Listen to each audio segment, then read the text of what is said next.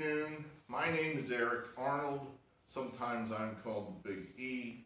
It is Thursday, October 15th in the afternoon, probably around 1:30. My normal subscribers know me as a purveyor of sports picks, NFL, college football, college basketball, Major League Baseball. Right now we're focusing on the NFL and college football. We're not talking about that right now because I'm annoyed. And by God, you're going to hear what I'm annoyed about if you choose to view this. We're going to have another the normal Thursday recap, or I should say college football video, where we give you the picks for the weekend. That's all done. It's all sitting in my little laptop. We'll get them up here on the board. Get them up on the board, and we'll have them up for you within the next 3-4 hours. But right now, by God, you're going to hear what I'm annoyed about. If you missed it, and you probably did, the New York Post put out a piece, I'm going to say yesterday, about Hunter Biden, who's the son of would-be President Joe Biden. Hunter Biden is an attorney, an influence peddler, well-known abuser of crack, and I think that's about the most neutral things I could say about the guy. The New York Post reported that they have a copy of Hunter Biden's laptop. Rudy Giuliani has a copy of Hunter Biden's laptop. The FBI has a copy of Hunter Biden's laptop. Apparently, Hunter Biden, in the spring, thereabouts, in 2019, brought 3 laptops into a repair shop in Delaware to have them repaired for water damage. He never came back for them. The guy did the work on it, and when it came time to get paid and return the property, the guy never showed. I mean, the guy said, "I can't be sure it was Hunter Biden that dropped them off, but the name on the account's Hunter Biden. It's his contact information." The guy never responded to any phone calls or whatever to get the laptops back to him. So I guess in the laptop repair world, if you don't come get your stuff, eventually the shop just takes possession of it. So this guy pokes around the laptop and he finds all kind of stuff. Now he's wondering what to do. So he contacts the FBI. The FBI comes and they get a copy of it. They have a copy of the laptop. Time goes by. Well, I should say after he gives a copy or before he gives a copy to the FBI, he makes a copy for himself. So now he has a copy. The FBI has a copy. Nothing happens. He hears nothing from the FBI. He's getting nervous. He doesn't want it in his shop. He wants something to happen other than, 2 shadowy guys in the middle of the night show up with silencers. So he contacts the attorney for Rudy Giuliani, and then the laptop ends up with Rudy Giuliani. So after a while now, Giuliani finally gives it to the New York Post, apparently a week ago. The Post published this article about the contents of Hunter Biden's laptop yesterday. That would have been Wednesday. Now, why am I bent out of shape? Not even so much about what's on the laptop, but the fact that Twitter and Facebook are censoring any articles from any place that have to do with this story. It's outrageous. It's outrageous. This is the New York Post. This is not Joe Bob's blog or Eric Arnold's Sports Barn, where I heard it from a guy who heard it from a guy. This is a major United States newspaper that's been in business for God knows how many years. I would say over 100. And they're censoring them? You've got to be kidding. 20 days before a major presidential election. Talk about collusion. Real collusion. Talk about real interference. Election interference. So by God, you people are going to know what was on in that New York Post article. You can look it up for yourselves. I'm going to tell it to you right now. Now, to my normal subscribers who are saying, I don't give a shit about this and probably didn't even click on this video to begin with, I'll make you a deal. I'm going to talk about sports in the other videos just like I always do. But by God, if this video ends up getting like 6 views, I'm going to start every video that has anything to do with sports with my 5 minutes of Biden. And I'll do that till the election's over. 5 minutes of Biden. I'm just going to talk about Biden for 5 minutes to start off every sports video. So, by God, I'm serious about that. By God, if this gets 6 views, you're going to get 5 minutes of Biden. Every goddamn video. So, now let's get into this. Biden, Burisma, Ukraine. That's what we're talking about. Ukraine, former Soviet republic, now an independent country in Eastern Europe.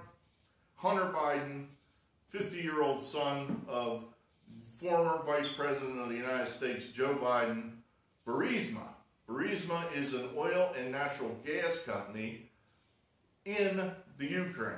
To my knowledge, they have no ties to the United States whatsoever. They're strictly a European country, a Russian-European company, not country. Burisma is a company.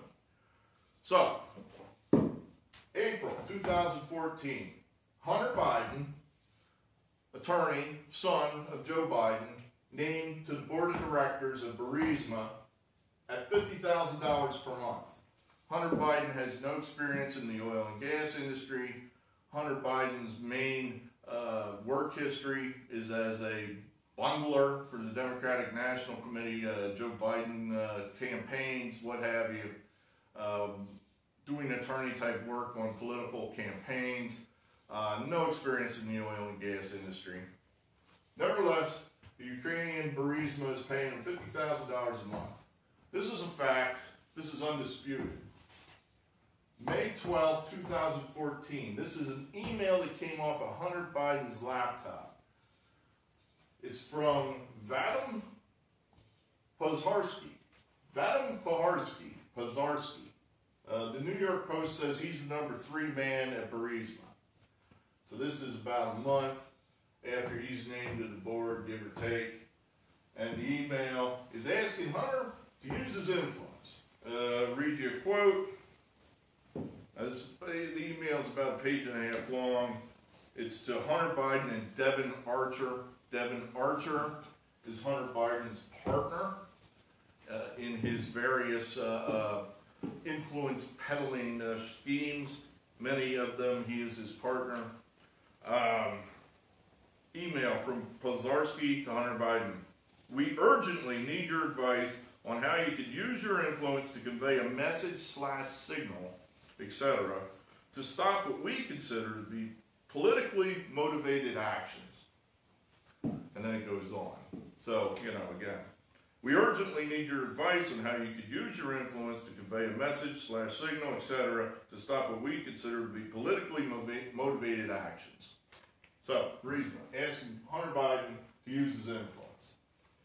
April 17th, 2015, a little less than a year from that initial email, another email from the same guy from Burisma, the number 3 at Burisma, Pozharsky. And I put up the front, it's a short little email. I put the first part up verbatim. Dear Hunter, thank you for inviting me to D.C. and giving me an opportunity to meet your father and spend time together. It's realty an honor and pleasure. As we spoke yesterday evening, it would be great to meet today for a quick coffee. What do you think?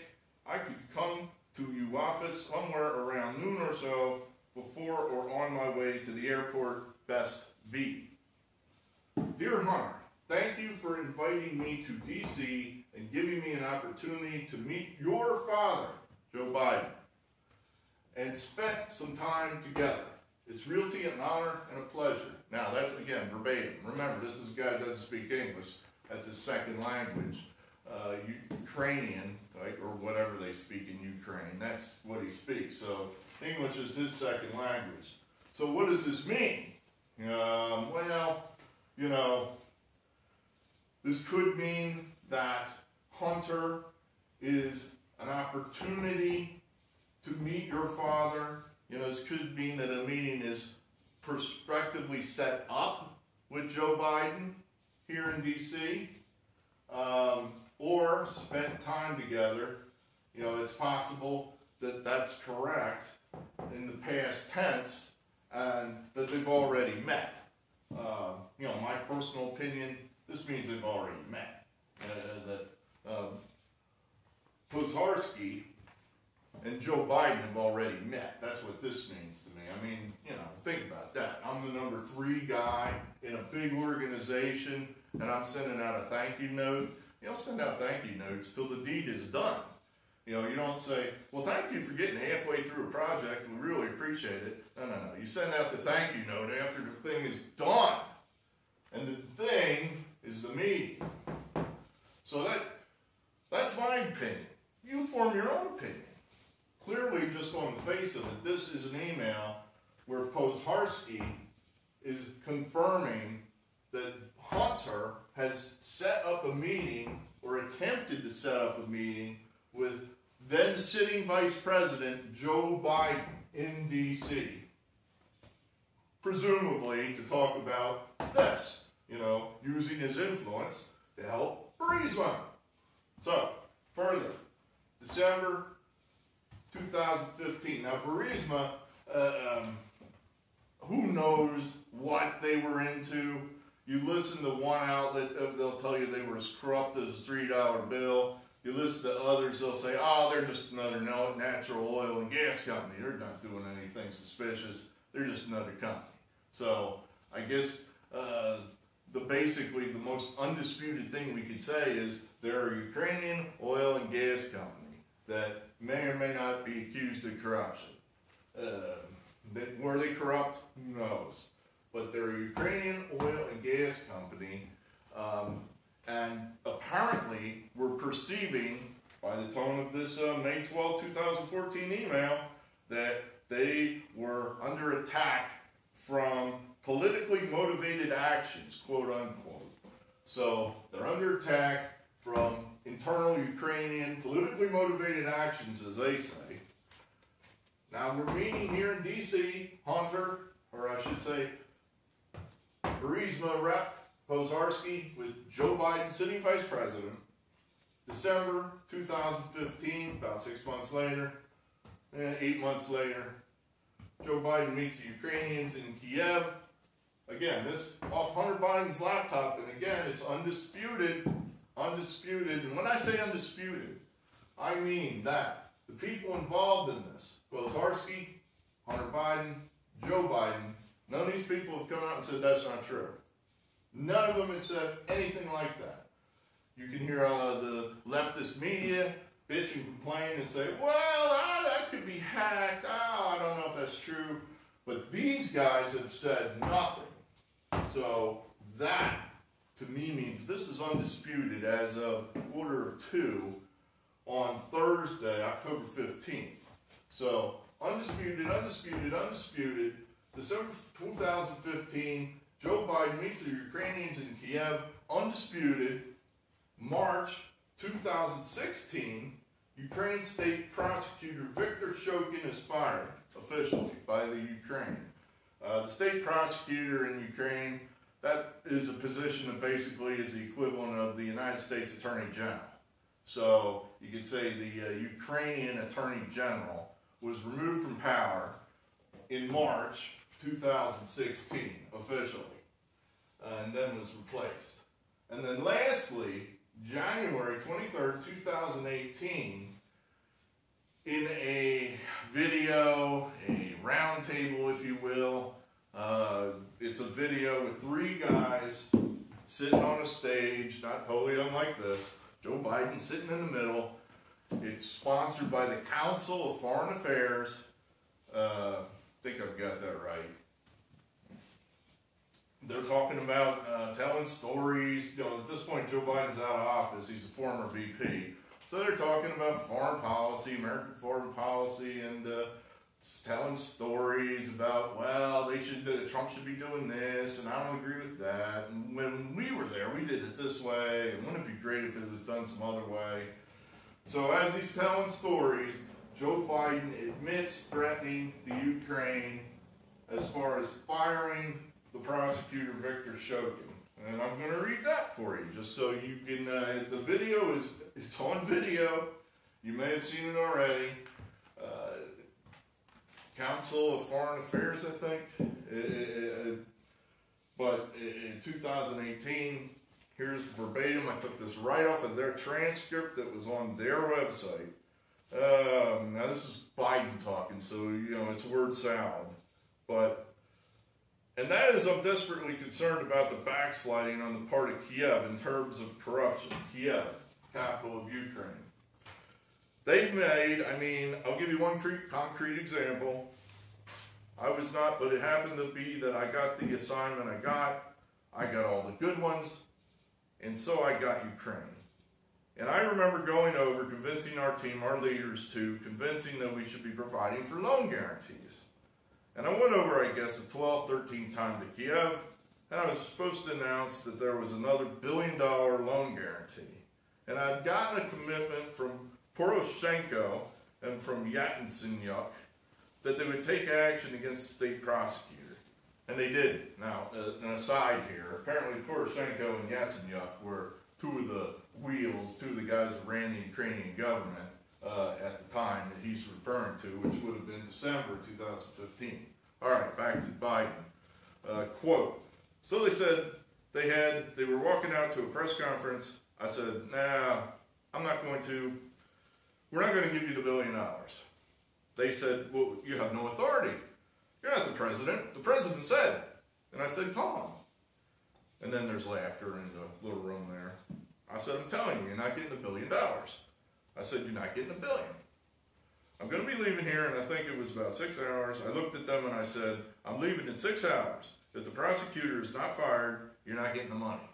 Well, son of a bitch, more laughter. He got fired, and they put in place someone who was solid at the time, unquote.